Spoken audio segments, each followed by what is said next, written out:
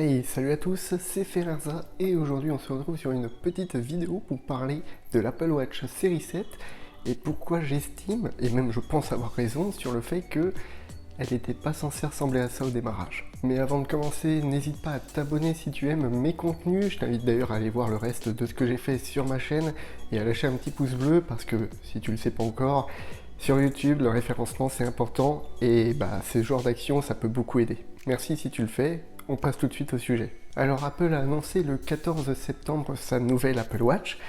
Le problème étant, c'est qu'on était tous à s'attendre à un nouveau design. Le problème qu'il y a, c'est qu'on a eu l'ancien design, le design hérité de la série 4, série 5, la SE et la série 6.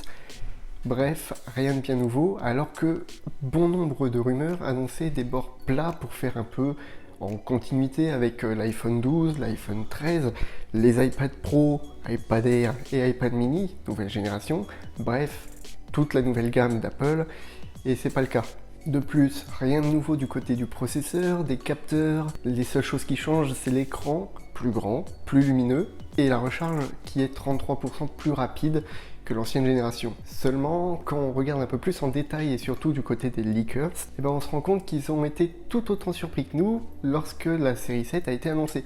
Ils étaient sûrs de leurs sources, et même très sûrs, pour la plupart c'est des sources bien costauds quand même, et malheureusement on s'est retrouvé malgré tout avec cet ancien design.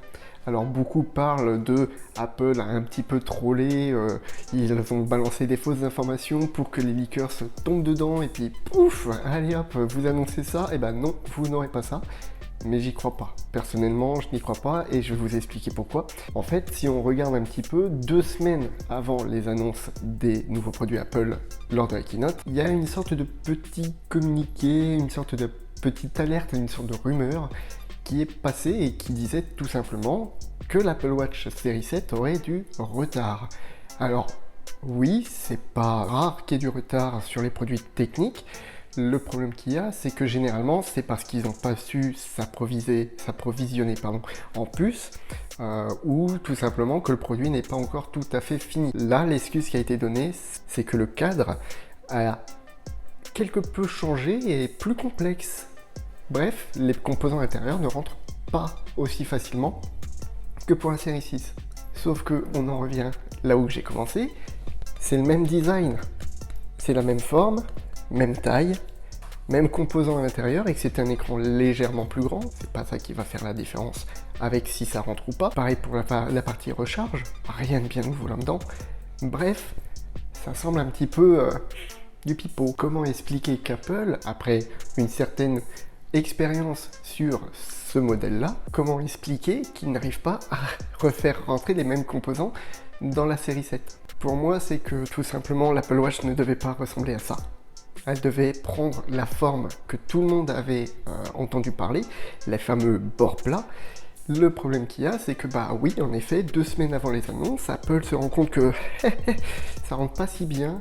Le verre au-dessus n'est pas encore fini, ou bien les composants ne matchent pas très bien avec la nouvelle coque. Enfin bref, des excuses qui sont louables, tout à fait raisonnables. C'est vrai qu'un nouveau design engendre des nouvelles complications. Pas de chance, 2 semaines avant l'annonce, Apple se heurte à un échec en quelque sorte, un peu comme le AirPower, et il décide tout simplement de faire un virage à 180 degrés de façon à changer un peu la donne. Ça expliquerait d'ailleurs pourquoi il n'y a pas beaucoup de changements dessus. On se retrouve avec les mêmes composants intérieurs, on se retrouve avec tout un tas de trucs qui est identique que les anciennes séries, excepté l'écran qui est la seule grande amélioration. Voyant que ça rentrait pas dans la nouvelle case, le nouveau boîtier, Apple a fait un virage à 180 degrés au point de tout simplement ne pas mettre la puce S7 qui était prévue, de ne pas mettre un nouveau capteur possiblement qui était prévu, de pas mettre... Bref, ils ont fait une impasse sur ça et ils ont repris ce qui rentrait dans celui-là plutôt que de refaire toute une carte mère, une puce, etc. à la bonne taille, au beau format, etc. pour re-rentrer à nouveau dans cette montre. Et du coup, ils nous sortent une S6S, une série 6S. Sincèrement, je vois que ça comme explication. Autre chose qui me confirme un petit peu ça, c'est qu'à l'heure actuelle, où tous les produits annoncés lors de la keynote sont déjà commercialisés, la série 7 est toujours la grande absente. Un peu comme si, bizarrement, c'est le seul produit qui avait un problème d'approvisionnement en puces. Ça semble un peu gros quand même. Pour moi, la série 7 va pas sortir avant mi-octobre, fin octobre, ouais, dans ces eaux-là. Simplement parce qu'Apple, après avoir fait son virage à 180 degrés, se trouve obligé de modifier ses chaînes de production de façon à refaire l'ancien boîtier, de remettre les trucs alors que tout était prêt pour la série 7. Et vous, qu'est-ce que vous pensez de cette histoire? Selon vous, Apple avait-il vraiment déjà sorti les bords plats mais s'est heurté à un problème, ou est-ce que c'est pour une toute autre raison? Je vous laisse méditer là-dessus, n'hésitez pas à venir débattre dans les commentaires, ça fait toujours plaisir. Quant à nous, on se dit à la prochaine pour une nouvelle vidéo. C'était Ferenza, tchuss.